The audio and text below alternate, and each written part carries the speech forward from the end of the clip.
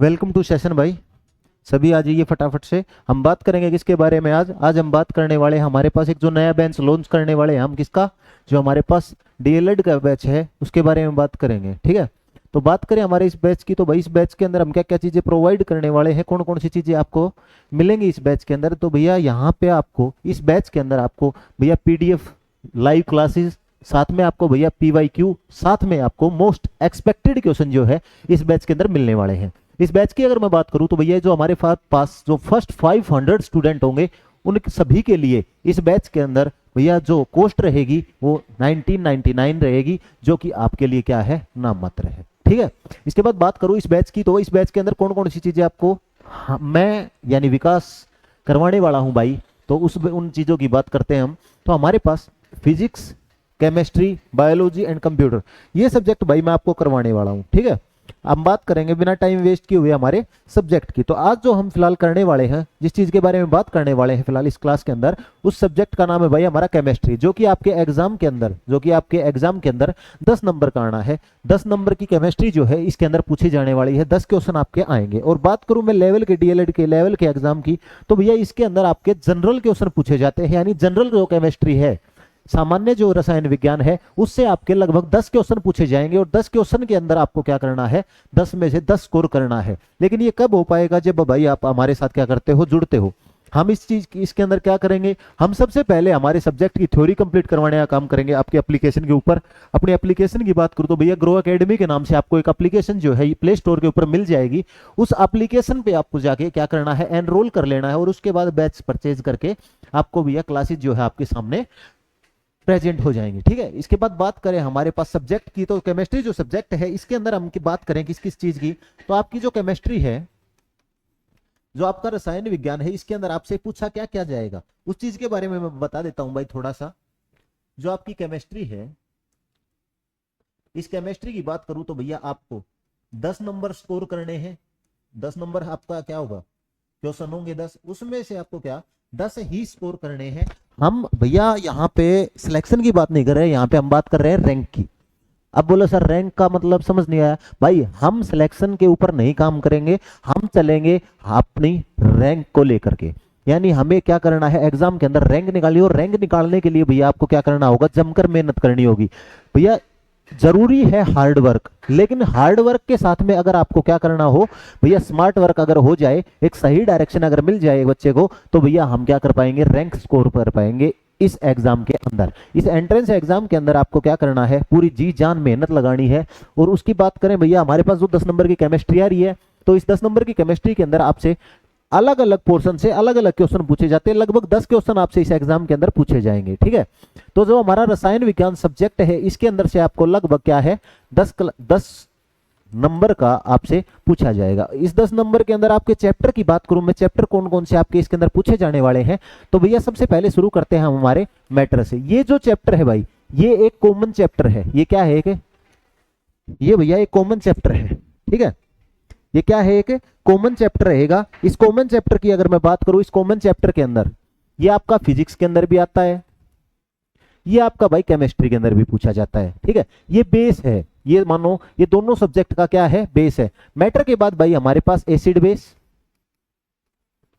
Salt जो है। इसके बाद बात करूं हमारे पास और क्या पूछा जाएगा एसिड बेस साल्ट के अलावा, तीसरे नंबर पे हमारे पास एसिड बेस हो गया, हमारे पास मैटर हो गया भाई। इसके अलावा आपसे एलिमेंट्स के बारे में, पीरियोडिक टेबल के बारे में,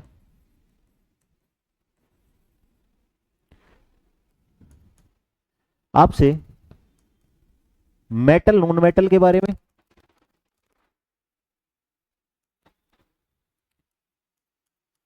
रेडियो एक्टिविटी भाई, वो करंट में जो क्वेश्चन हमारे चल रहे हैं, करंट अफेयर किससे रिलेटेड, साइंस से रिलेटेड जितने भी करंट अफेयर हैं, इसके अंदर मैं कवर करवाने का काम करूंगा भाई, ठीक है। तो ये जो हमारे पास क्या रहेंगे, ये हमारे टॉपिक रहेंगे जो आपसे पूछे जाने हैं किसके अंदर भाई, हमारे केमिस्ट्री सब्जेक्ट के अंदर। क्लियर है इतनी बात? शुरू करते हैं भाई हमारी क्लास को। हम बात करें किसकी, आपके पास पहला क्वेश्चन आपकी स्क्रीन के ऊपर है, ठीक है। आपको पहला क्वेश्चन जो है ये एक छोटा सा ओवरव्यू देने का काम करूंगा भाई इस क्लास में मैं आपको, किसका, केमिस्ट्री का, कि किस टाइप के क्वेश्चन आपके एग्जाम के अंदर पूछे जाते हैं और किस टाइप की चीजें आपको क्या करनी है, कवर करनी है। आपको एक जरा सा क्या मिल जाएगा, आइडिया मिल जाएगा कि भैया हमारे एग्जाम के अंदर जो क्वेश्चन पूछे जाएंगे वो किस प्रकार के पूछे जाएंगे और उनके अंदर किस किस प्रकार के हमारे पास ऑप्शन मिल देंगे। तो भैया याद रखना है आपको, अगर ये एग्जाम क्रैक करना है तो एक ही है, आप क्या, ग्रो एकेडमी। ठीक है। बात करें किसकी, तो हमारे पास 3 दिसंबर 1984 को भोपाल गैस त्रासदी के दौरान भोपाल में निम्नलिखित में से कौन सा गैस जो वो लीक हो गई थी भाई। अरे ये जो भोपाल गैस त्रासदी हुई थी उसके बारे में पूछ रहा है भाई, क्या पूछ रहा है, जो अपनी भोपाल गैस ट्रेजिडी हुई थी, त्रासदी हुई थी भाई, उसमें पूछा गया है कौन सी गैस जो है वो लीक हो गई थी भाई। सभी बच्चों को इस चीज का पता भी है, पहले भी पढ़ा है, पुराना क्वेश्चन है, पेपर में हर बार रिपीट हुआ है। खास इसके अंदर ध्यान क्या रखना है, इसकी डेट ध्यान रखनी है भाई। ठीक है। 3 दिसंबर 1984 को भाई भोपाल गैस त्रासदी जो हुई थी उसके अंदर कौन सी गैस जो है वो लीक हो गई थी, तो याद रखना है मिथाइल आइसोसाइनाइट। ठीक है,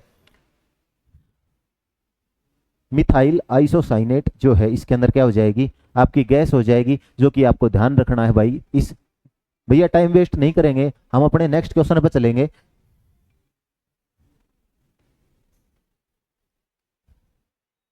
आपको इस क्वेश्चन के अंदर भैया दूसरा क्वेश्चन आपके स्क्रीन पे है, which of the following acid is abundant in,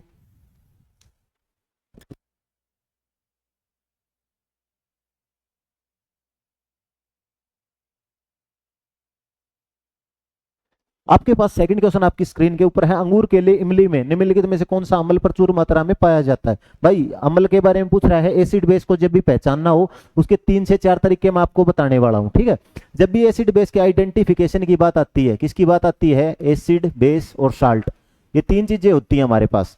acid base की बात करूं, एसिड यानी अम्ल हमारे, बेस यानी भैया क्षार, और भैया हमारे पास साल्ट जो है ये क्या है, लवण है। अगर मैं बात करूं इन तीनों की कि भैया इनको पहचानने के, आइडेंटिफाई करने के कितने तरीके हैं, देखो भाई जब भी इनको पहचानने की बात आती है, आइडेंटिफाई करने की बात आती है, तो भैया मेरे पास टोटल जो है 4 तरीके हैं। सबसे पहला तरीका जो है, मैं किसी चीज का टेस्ट करके ये पता लगा सकता हूं वो चीज क्या है, एसिड है या बेस है। क्योंकि एसिड जो है हमेशा हमें पता है कि वो भैया श्योरिन टेस्ट होते हैं, खट्टे होते हैं।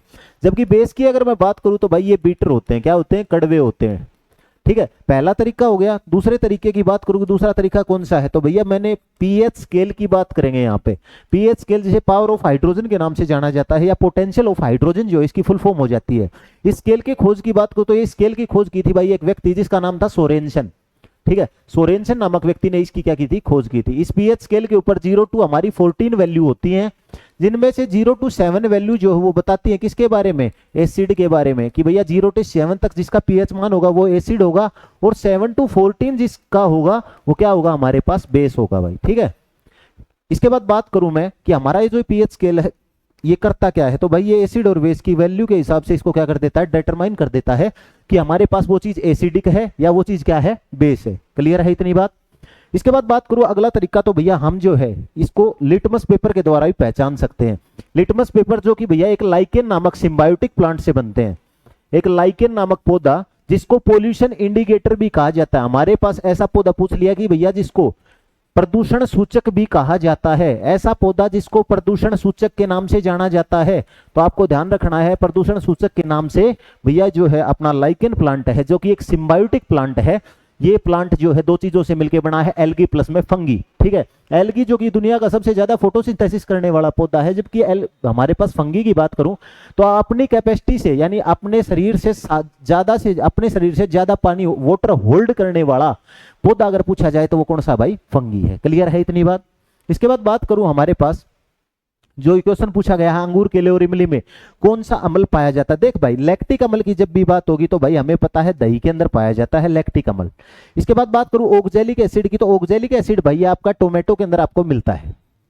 ठीक है, टोमेटो के अंदर ही क्या मिलता है आपको। इसके बाद करूं सैलिसिलिक एसिड, और भैया लास्ट में है टार्ट्रिक। सबको पता है भैया हमारे पास जो जवाब होगा वो क्या होगा, टार्ट्रिक अम्ल होगा, टार्ट्रिक एसिड होगा। ठीक है, नेक्स्ट क्वेश्चन पे आते हैं, निम्नलिखित में से पीतल के घटक कौन से हैं। अगर पूछा जाए ब्रास जो हो बना किस चीज से है भाई, ब्रास के बारे में जब भी पूछा जाए ब्रास जो हो बना किस चीज से है, आपके सामने क्वेश्चन है भाई, बताने का कष्ट करें। आपके सामने क्वेश्चन है, तो सभी को पता होना चाहिए भाई। ब्रास की जब भी बात करूं, पहली बात तो भाई ये क्या है भैया, एक मिक्स्ड मेटल है। क्या है? मिक्स मेटल है, ठीक है। इसके अंदर दो चीजें आपकी क्या की गई है, कंबाइन की गई है। और पूछा जाए कौन सी दो चीजें हैं, तो आपको याद रखना जस्ता व तांबा को इसके अंदर क्या किया गया भाई, मिलाया गया है, ठीक है। जस्ता व तांबा को इसके अंदर क्या किया गया है, मिलाया गया है, यानी zinc and copper, zinc and copper जो है ये मिक्स किए गए हैं इसके अंदर, ठीक है भाई।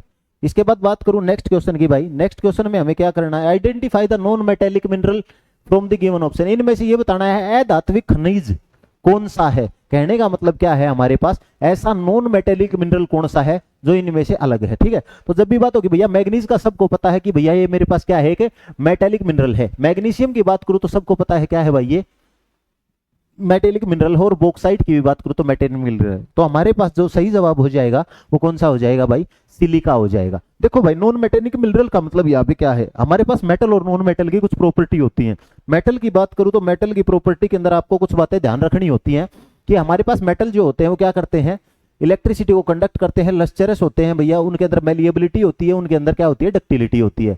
तो हमारे पास कुछ ऐसे भी मिनरल है जिनके अंदर क्या नहीं होती, ये प्रॉपर्टी नहीं होती। तो इसका सही जवाब जो हो जाएगा आपका वो कौन सा हो जाएगा, सिलिका जो है इसका क्या हो जाएगा भाई, सही जवाब हो जाता है। निम्नलिखित में से कौन सी लोकप्रिय रूप से लाफिंग गैस, लाफिंग गैस का पूछा है भैया। लाफिंग गैस यानी ऐसी गैस जिसको सूंघने के बाद, जिसको स्मेल करने के बाद भाई जो व्यक्ति है वो हंसता ही रहता है, ठीक है। तो इसके बारे में जब भी पूछा जाए तो भैया नाइट्रस ऑक्साइड जो है इसका क्या हो जाता है, सही जवाब हो जाता है। नाइट्रस ऑक्साइड क्या होगा, इसका सही जवाब होगा। व्हाइट फॉस्फोरस निम्नलिखित में से किसका, यहां पे क्या कुछ व्हाइट फॉस्फोरस का सिंबल पूछा गया है भाई। यहां पे क्या पूछा गया है, व्हाइट फॉस्फोरस का सिंबल क्या होगा, चिन्ह क्या होगा, प्रतीक क्या होगा, उसे किससे दर्शाया जाता है। देख भाई देखो, जैसे एग्जांपल अब भी समझ में ना आया हो तो ऑक्सीजन, हाइड्रोजन, ठीक है, इन दो का उठा लेते हैं एग्जांपल। ऑक्सीजन जिसकी खोज करी थी भाई जॉन प्रिस्टले ने, किसने करी थी, जॉन प्रिस्टले ने, ठीक है। अगर बात करूं इसके सिंबल की तो इसको, इसका जो सिंबल है वो डिनोट किया जाता है ओ से। उसी प्रकार पूछा है व्हाइट फॉस्फोरस जो है इसको किससे डिनोट किया जाएगा। हाइड्रोजन जिसकी खोज करी थी भाई हेनरी कैवेंडिश ने, हाइड्रोजन जिसकी खोज करी थी किसने भाई, हेनरी कैवेंडिश ने। और सिंबल की बात करूं तो इससे एच से डिनोट किया जाता है। उसी प्रकार अगर पूछा जाए व्हाइट फॉस्फोरस को डिनोट करने के लिए किस का सिंबल का प्रयोग किया जाता है, तो आपका P4 जो है वो यूज किया जाता है। किस लिए, डिनोट करने के लिए। किस चीज को डिनोट करने के लिए, तो याद रखना है व्हाइट फॉस्फोरस का यूज किया जाता है। व्हाइट फॉस्फोरस को डिनोट करने के लिए, उसे शो करने के लिए उसके प्रतीक के रूप में P4 का इस्तेमाल किया जाता है। ये बात आपको ध्यान रखनी है भाई, ठीक है। नेक्स्ट क्वेश्चन है थर्मोस्टेटिंग प्लास्टिक की पहचान कीजिए। इनमें से ये बताना है भाई हमारे पास थर्मोस्टेटिंग प्लास्टिक कौन सा है, ठीक है। तो जब भी बात हो इस प्रकार के क्वेश्चन की आपको 2 से 3 चीज याद रखनी है भाई। देखो हमारे पास पॉलीथीन है, क्या ये थर्मोस्टेटिंग प्लास्टिक है, नहीं। इसके बाद है बेकिलाइट, इसके बारे में बाद में बात करेंगे। ये क्या है, पीवीसी, जो आपके घर में पीवीसी पाइप होती हैं वो ये इसी की बनी होती है। जो पाइप बनती है भाई पीवीसी, वो पीवीसी हमारी पॉलीविनाइल क्लोराइड से बनती है, ठीक है, कैसीन। इनमें से ये बताना है कि भाई इनमें से थर्मोस्टेटिंग प्लास्टिक कौन सा है। तो आपको याद रखना है इसके अंदर जो बेकेलाइट है जिससे नॉन स्टिकिंग यूटेंसिल बनाए जाते हैं वो हमारे पास क्या है, थर्मोस्टेटिंग प्लास्टिक है। ऑक्सीकरण अभिक्रिया में देख भाई यहां पे पूछा है इसने, ऑक्सीडेशन जब होता है 2 चीजें होती हैं, ऑक्सीडेशन एंड रिडक्शन, ठीक है। ऑक्सीडेशन में क्या होगा, इलेक्ट्रॉन लूज होते हैं भाई, क्या होते हैं, इलेक्ट्रॉन लूज होते हैं। और रिडक्शन में क्या होगा, इलेक्ट्रॉन गेन होते हैं। ये चीज आपको ध्यान रखनी है भाई, बस इतना सा ध्यान रखना है। ऑक्सीडेशन की अभिक्रिया में भैया क्या होता है, तो ऑक्सीडेशन की अभिक्रिया में क्या होता है, इलेक्ट्रॉन को लूज कर दिया जाता है। लेकिन जब इलेक्ट्रॉन प्राप्त होते हैं तो भैया वो क्या हो जाता है, हमारा रिडक्शन हो जाता है, ठीक है। क्लियर है इतनी बात। अच्छा एक चीज साथ साथ चलो आपको बता देता हूँ, एक छोटा सा कॉन्सेप्ट बताऊंगा भाई, क्योंकि हमारे पास ये क्लासेस जो हैं इनके अंदर आपको एक ओवरव्यू दिया जा रहा है। असल में ये क्लासेस किस लिए हैं, ताकि आपको एक ओवरव्यू मिल जाए एग्जाम का, हमारे एग्जाम के अंदर किस किस टाइप के क्वेश्चन पूछे जाएंगे या किस किस टाइप की चीजें आएंगी, ठीक है। अगर बात करें हमारे पास इस क्लास की, तो इस क्लास में हमें क्वेश्चन के बारे में बात कर रहे हैं, वो क्वेश्चन जो आपके पेपर में आ चुके हैं या आने वाले हैं, ठीक है। तो अब क्या करना होगा, हमारे पास ऑक्सीकरण अभिक्रिया में जो है हमें पता है रिडक्शन होता, सॉरी ऑक्सीडेशन में क्या हुआ, इलेक्ट्रॉन जब कोई इलेक्ट्रॉन लूज करता है तो उस पर प्लस का साइन लगेगा, प्लस का सिंबल यूज होगा, ठीक है। एग्जाम्पल देख भाई, एक छोटी सी आपको एक रिएक्शन करवाता हूं, NaCl, Na पॉजिटिव और Cl नेगेटिव क्यों कहा जाता है। जब मैं बात करता हूं किसी भी रिएक्शन की, देखो मैं समझाता हूं भाई, छोटा सा कॉन्सेप्ट समझा देता हूं इस क्लास में। जब भी किसी प्रक्रिया की बात होगी, जब भी किसी रिएक्शन की बात की होगी, अभिक्रिया की बात होगी, तो आपको दो तीन चीजें ध्यान रखनी है। एक तो भैया ऑक्सीडेशन, ऑक्सीडेशन की प्रक्रिया में क्या होता है, हमारे पास इलेक्ट्रॉन लूज होते हैं, क्या होते हैं, इलेक्ट्रॉन लूज।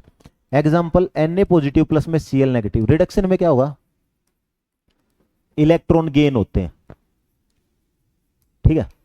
Na पॉजिटिव और Cl नेगेटिव क्यों कहा जाता है, रीजन क्या है, Na यानी भाई सोडियम, ठीक है।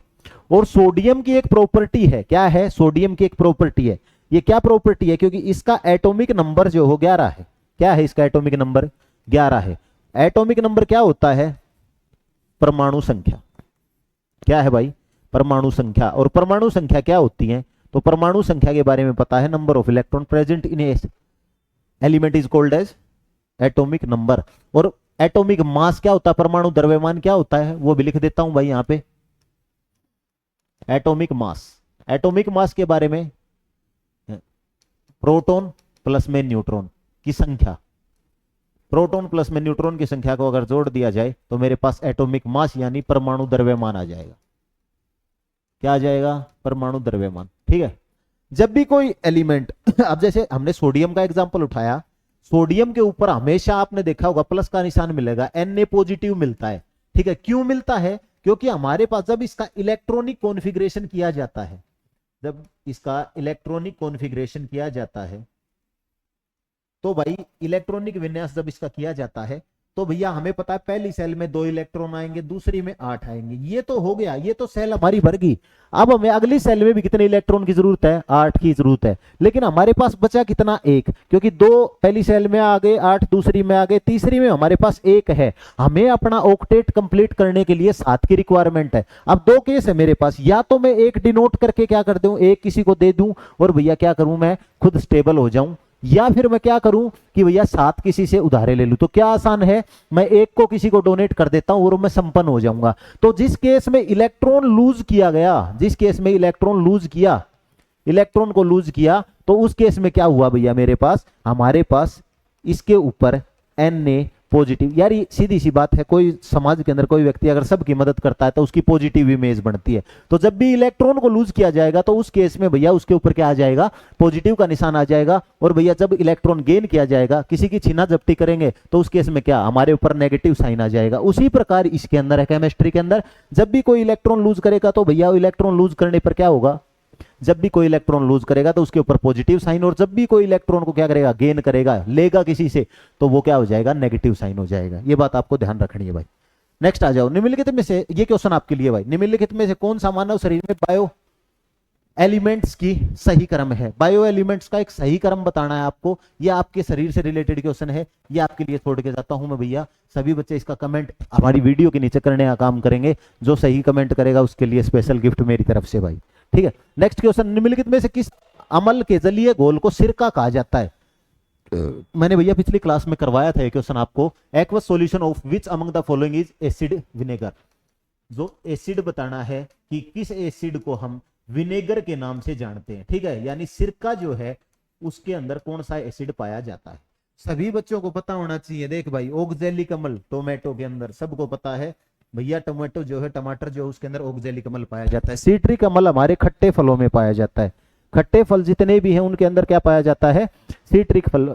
इसके बाद भाई हाइड्रोक्लोरिक अम्ल HCl हमारे पेट के अंदर पाया जाता है, ठीक है। ये क्या है, एसिड है। अब बात आ गई एसिटिक एसिड की, तो एसिटिक एसिड इसका क्या हो जाता है, सही जवाब हो जाता है आपके लिए भैया जो है, इसका सही जवाब क्या हो जाएगा, एसिटिक एसिड हो जाएगा। देखो भाई ये जो क्लास थी आपकी, ये जस्ट एक क्या था, ओवरव्यू था। ओवरव्यू इसमें मैंने भैया थोड़ा सा फर्स्ट ओवरव्यू भी दिया होगा, कई बच्चे सोच रहे होंगे जल्दी ज्यादा कर दी, ये कर दिया। लेकिन एक बात बताऊं भाई, मैं यहाँ पे जो हम करने वाले हैं ना, वो बहुत बड़ी चीज करने वाले हैं, ठीक है, इतिहास बनाने वाले हैं हम, ठीक है। करने वाले कैसे हैं, किस चीज तरीके से, ग्रो एकेडमी से अकेले हजारों सिलेक्शन देने की एक कवायद जो है वो शुरू की गई है सोमवीर सर के द्वारा। उसमें हम तो क्या है, छोटे से साथी हैं भाई। मिलते हैं अगली क्लास में, आपके अगले सेशन में। आज के लिए इतना ही, धन्यवाद सभी को, राम राम।